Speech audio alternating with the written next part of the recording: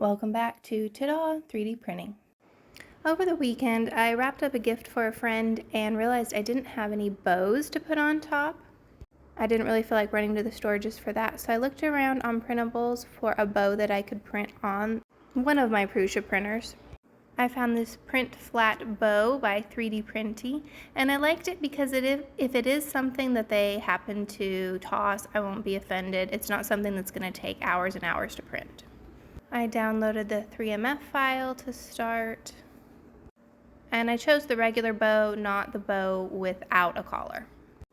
Most of the comments said that they printed with 0.3 first layer and 0.2 layer height. So I pull it into Slicer and I switch it over to 0.2 detail.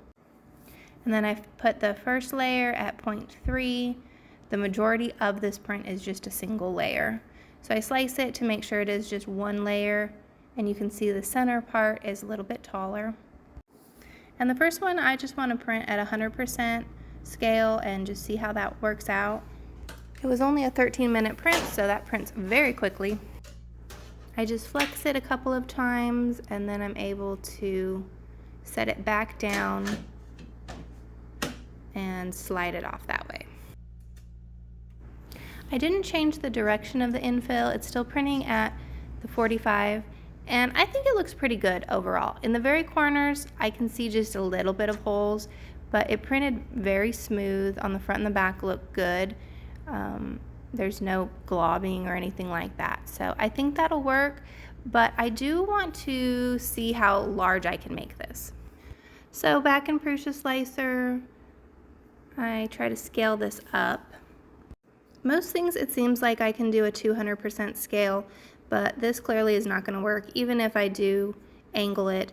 Possibly if I didn't have the collar I would be able to do this size, but I do like the look of the collar. So I just try to rotate it a little bit here and it's not going to fit. So I do need to make it just a little bit smaller. I go with 180 and that will fit. But I'm not really sure that I want to have all the layers at 180, so I do the Z at 100 so that it'll still just print a single layer on most of this. And this print will take about 41 minutes. Okay, and then also I wanted to see how the pattern would look with a textured. I am using a PLA, and I know that that's not the best way to be using PLA, to use the textured bed sheet, but I really wanted to see how it would look. So I do swap it. I do try to be somewhat careful about not touching the bed, but I'm not uptight about it. But I do always clean everything with 99% alcohol, every single print. Unless it's something that's really large and pops off and I manage to not touch the bed. But I probably over clean my beds, and I always use paper towel with it, and I swap the paper towel probably every 5th time or so. Okay, so let's see how the PLA does with a textured sheet. I also did not change the infill direction, so this one's going to have a little bit different pattern on it because I rotated it. This one had started cooling, and on the very back edge it had already started to release, so that's where I grab it. And I think the texture looks amazing, especially for a 0.3 first layer. I think it turned out really good. I don't even really see any of those lines or holes, just maybe a tiny bit along the top. But I think it turned out really good. It's really smooth. Okay, so this print does require to be glued together. So I just kind of fold it in and see what I'm going to be gluing here. That's going to be the collar.